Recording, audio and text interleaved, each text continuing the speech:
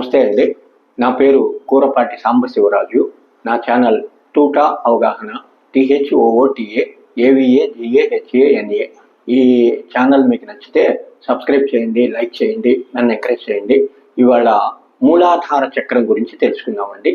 ఈ చక్రాలు ఇంగ్లీష్లో వీటిని అంతఃస్రావిక గ్రంథులు అంటారు, ఎండోక్రైనల్ గ్లాండ్స్. వీటిని ఆధ్యాత్మిక భాషలో మూలాధార చక్రం, మొదటి చక్రం అనమాట. ఇది వెన్నుముక అడుగు భాగంలో ఉండే శక్తి కేంద్రం. ఇది శారీరక దృఢత్వాన్ని ఇస్తుంది, శారీరక ఆరోగ్యాన్ని కూడా ఇస్తుంది, ధైర్యాన్ని ఇస్తుంది, జీవన శక్తిని పెంచుతుంది, సంతాన సాఫల్యతనిస్తుంది, పెంచుతుంది. ఈ చక్రం యొక్క రంగు ఎరుపు. ఇది భూమి మూలకం, ఆత్మవిశ్వాసాన్ని పెంచుతుంది. దీని యొక్క లోపాల వల్ల ఈ చక్రం లోపిస్తే, తక్కువగా యాక్టివేషన్లో ఉంటే భయం, ఆందోళన, ఆర్థిక ఇబ్బందులు, వెన్ను నొప్పి, మలబద్ధకం, సంతాన లోపం ఇవి వస్తూ ఉంటాయి అన్నమాట. ఈ మూలాధార చక్రాన్ని యాక్టివేట్ చేయడానికి పరిష్కార మార్గాలు ఏమిటి అంటే, ఎరుపు రంగు వస్త్రంపై కూర్చొని లమ్ అనే బీజాక్షరాన్ని 108 సార్లు జపం చేస్తే మూలాధార చక్రం యాక్టివేట్ అవుతుంది.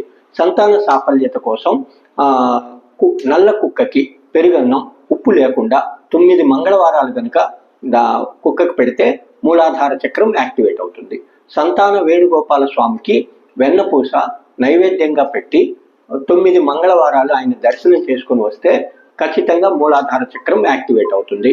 ఆ తర్వాత ఓం శ్రీం శ్రీం క్లీం గ్లౌం దేవకీ సుత గోవింద వాసుదేవ జగత్పతే దేహిమే తనయాం కృష్ణత్వం మహం శరణం గతః.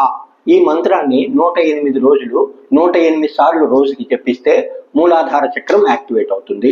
ఈ మూలాధార చక్రాన్ని యాక్టివేట్ చేయడానికి సంతానంలోకి తీసుకురావడానికి కొన్ని పదార్థాలు తీసుకోవాలి.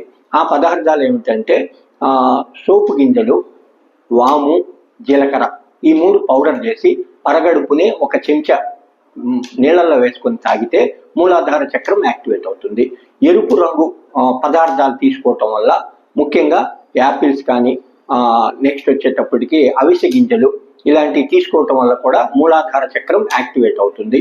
ఆ తర్వాత ఈ మూలాధార చక్రం యాక్టివేట్ అవటానికి 2 దేవాలయాల దర్శనం, నిద్ర చేయొచ్చు. అదేంటంటే త్యాగరాజ స్వామి గుడి. ఆ గుడిని దర్శిస్తే, చిత్తూరు జిల్లాలో ఉంది, దాన్ని దర్శించటం వల్ల కూడా మూలాధార చక్రం యాక్టివేట్ అవుతుంది.